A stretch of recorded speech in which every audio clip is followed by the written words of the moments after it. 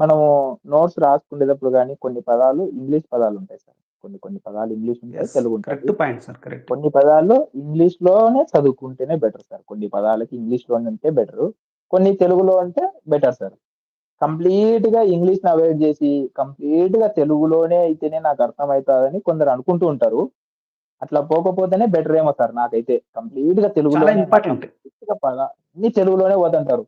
తెలుగులో పోకోకుండా కొన్ని పదాలకి ఇంగ్లీష్‌లో ఉంటేనే బెటర్ అనుకుంటున్నా సార్. ఇప్పుడు తెలుగు మీడియం అది అంటారు. చాలా మాకు Telugu important sir. Medium Telugu medium sir నేను.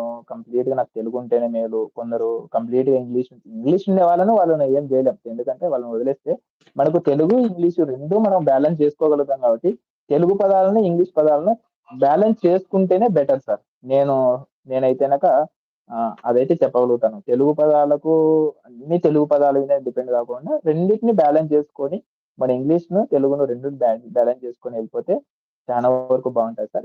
నాకు ఒక అన్న